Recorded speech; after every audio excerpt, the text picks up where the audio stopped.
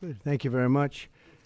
And thank you all for being here on this very exciting, this is a very exciting day we just had a big tariff meeting, reciprocal tariffs.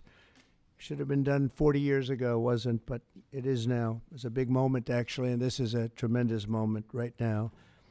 And it's going to be a real honor for me to introduce Robert F. Kennedy Jr., take the oath of office and officially become our Secretary of Health and Human Services. Just as I promised last year, Bobby is going to lead a great national mission to make America healthy again, and he's going to do it. I think he's going to do things that will really make us very proud of this day.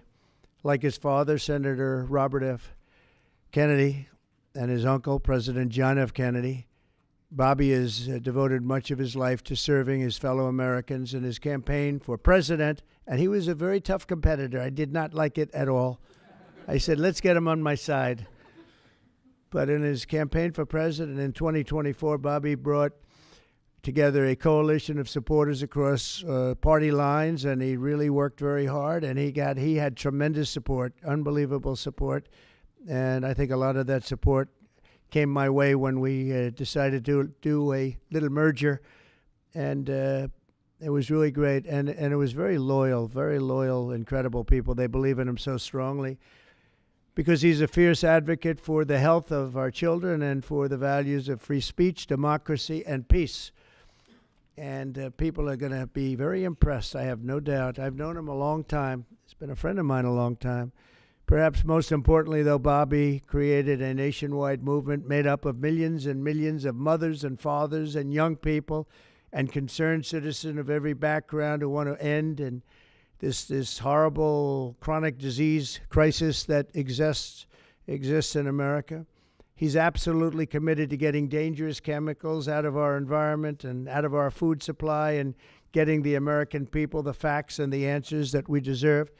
After years in which our public health system has squandered the trust of our citizens, and they really have. They don't trust us. They don't trust anybody, frankly. They've gone through hell. There's no better person to lead our campaign of historic reforms and restore faith in American health care.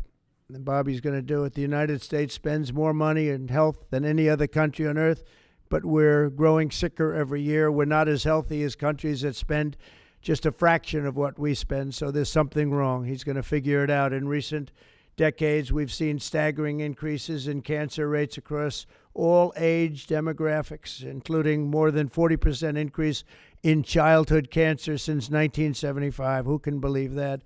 And an explosion in other chronic childhood illnesses. Not long ago, 1 in 10,000 people, children, had autism. Now it's 1 in 36. Think of that. 1 in 10,000. 1 in 10,000. Now it's 1 in 36. Who can believe that? There's something wrong. There's something wrong. And I think it's something that can be found out. In 2022, more than 40% of children had at least one chronic health condition, and today nearly 80% of young adults do not qualify for military service, in large part for health reasons. Think of that, 80%. Something is wrong, and that's why immediately after Bobby is sworn in, I will be signing an executive order establishing the President's Commission to make America healthy again. We have some great people on that commission. Chaired by our new secretary, this groundbreaking commission will be charged with investigating what is causing the decades-long increase in chronic illness, reporting its findings, and delivering an action plan to the American people. And it's going to be a plan that people are really waiting to hear. Bobby, I want to thank you. You've gone through a lot. It's taken great courage. You've been amazing, actually. I'd call him and say, you're going to be okay. And he said, I know, I really do. He's really been supported amazingly by Cheryl and his family. And it was very tough. It was a very nasty group of people that were after him, but he was tougher and he was smarter than they are. And that's why he's here today. There are very few people that could have withstood the assault, but he was able to. So I just want to congratulate you, and we have a very special person here to swear you in, a man that I think has done just, I think he's just an amazing man. As you know, his name happens to be Gorsuch, and he's a member of the Supreme Court in extremely good standing. He's highly respected by everybody. And I didn't know, are you two friends or something? Or did this just happen to be the justice? Did this just happen to be the luck of the draw? What happened? I reached out to him. Did you reach out? Well, you reached out to a very good man. So please, if you would, thank you very much.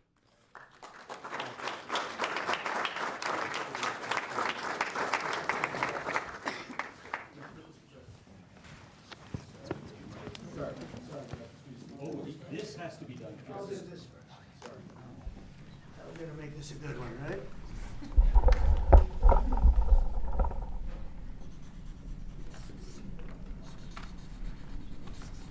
Okay, it's good so far, Bobby. Good. It's a 10. Are you ready?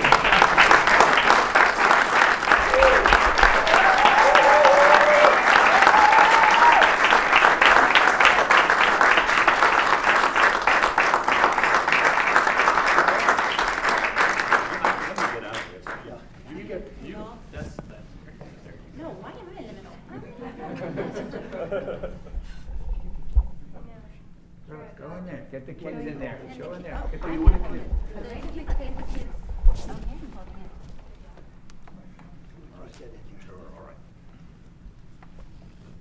Over here, please.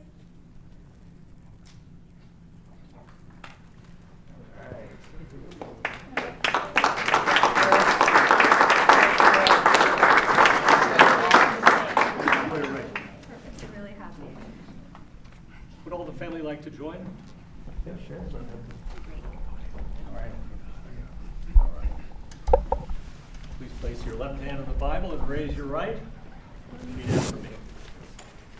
I, Robert F. Kennedy, Jr., I, Robert F. Kennedy, Jr., do solemnly swear do solemnly swear that I will support and defend that I will support and defend the Constitution of the United States the Constitution of the United States against all enemies, against all enemies, foreign and domestic, foreign and domestic, that I will bear true faith and allegiance to the same, that I will bear true faith and allegiance to the same, that I take this obligation freely, that I take this obligation freely without any mental reservation without any mental reservation or purpose of evasion, or purpose of evasion, and that I will well and faithfully discharge and that I will well and faithfully discharge the duties of the office the duties of the office on which I am about to enter. on which I'm about to enter. So help me God. So help me God. Congratulations, Mr. Secretary.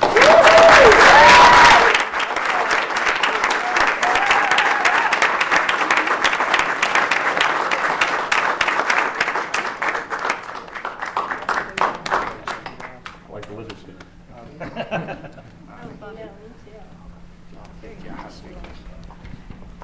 I want to begin by thanking President Trump for giving me this extraordinary opportunity. And I want to introduce my family and thank them for being here. My wife, Cheryl, my cousin, Anthony Shriver, my daughter, Kik, my other daughter, Kira, Catalina Shriver, Joey Shriver, Jackson Hines, and Amaryllis Kennedy. Oh, and I want to thank all of you for your support and throughout this whole 2.5-year journey. My first time in this Oval Office was in 1961, and I came here to meet or 1962. I came here and I had a meeting with my uncle, who was president then, where we talked about the environment. He was involved deeply, as we all know, in restoring physical fitness in this country. He challenged at one point during his administration, he challenged Americans to do a 50-mile walk, which I ultimately did. But I remember the day that my father completed his walk. We were staying up at Camp David, and my father came in after 18 hours walking on the CNO towpath with his feet bleeding and blisters on them. My father had a bet. One of his best friends was Al Lowenstein. And Al Lowenstein ultimately was a congressman from New York who was assassinated himself in 1980. But Al Lowenstein had started the Dump Johnson movement to get rid of President Johnson and end the Vietnam War. And at the time that he started it, people just thought it was a fool's errand. And ultimately, he asked my father to run for president against Johnson. My father wouldn't do it at that time, and he asked Gene McCarthy. McCarthy did it, and he joined that campaign. And my father ultimately ran, and Johnson then dropped out. So Al Lowenstein succeeded. And although Al Lowenstein was on the other side now, running against my father with Gene McCarthy, my father wrote him a note, a quote from Emerson, where he said, "If a single man plant himself firmly on his own ideal and there abide, the whole wide world will come round to him." For 20 years, I've gotten up every morning on my knees and prayed that God would put me in a position where I can end the childhood chronic disease epidemic in this country. On August 23rd of last year, God sent me President Trump. And he gave me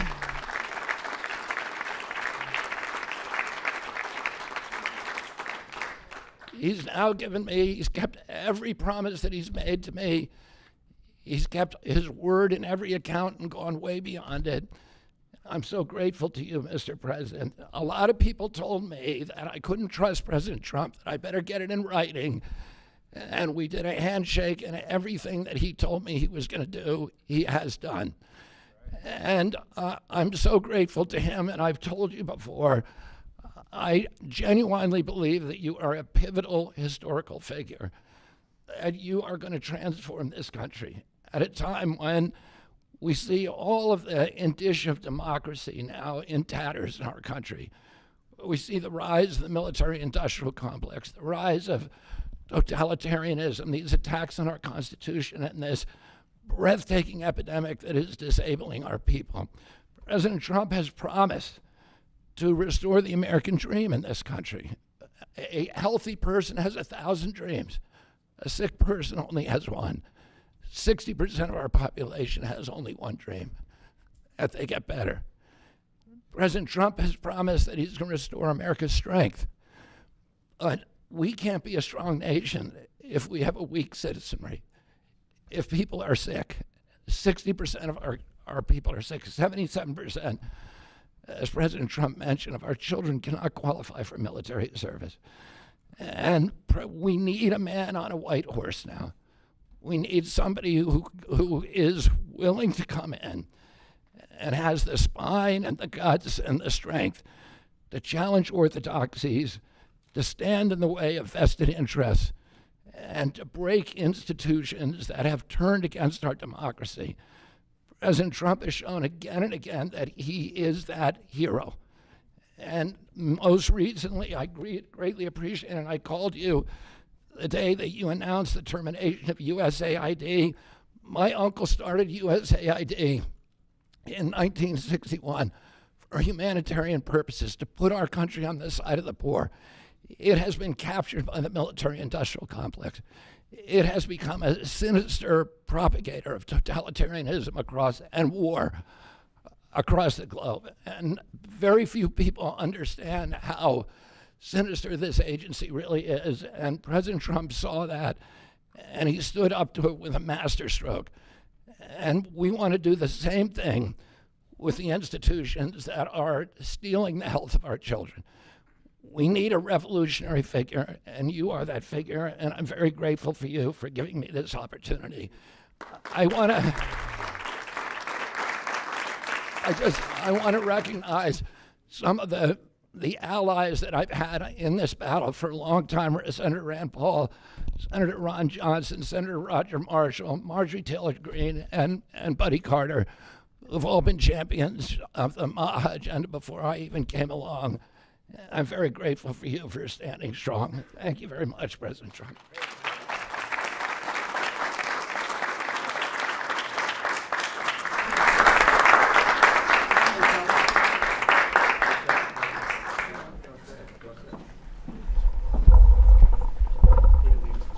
Mr. next, now that you're sworn in, sir? He's going to be running it. He's going to do a great job. What would you like to That's see my to do plan. first, Well, Mr. he's going to President? find out a lot of secrets that have been maybe kept from us, but he's going to come up with some solutions to some big problems, health problems. And I think he's going to go down in the record books. I really have confidence. This group has even Rand has confidence. That doesn't happen often.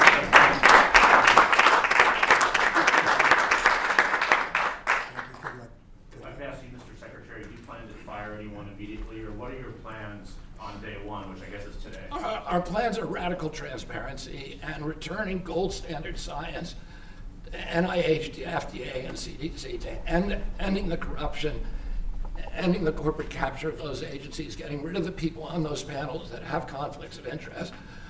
So we can do unadored and unimpeded science rather than the kind of product that is coming out of those agencies today. Mr. Secretary, may I ask, how do you address concerns that some Americans may have about the stance on vaccine? When people actually hear what I think about vaccines, which is common sense, which is vaccines should be tested, they should be safe, everybody should have informed consent. People are reacting because they hear things about me that aren't true. They hear characterizations of things that I've said that are simply not true. When they hear what I have to say actually about vaccines, everybody supports it. Mr. Kennedy, Kara Keshnova from Lindell TV. What's your message to Democrats in the Senate that fought so hard to keep you from taking this position? And congratulations, by the way. And President Trump has promised to be the president for all Americans, and he has said to me that he understands that there's no such thing as Republican children or Democratic children. All of our children need to be protected, and whether you're in a blue state or red state, I'm going to do everything I can to work with you, whether you're Democrat or Republican, to restore child's health in this country. Mr. Secretary. Great job. Great job. Thank you all very much.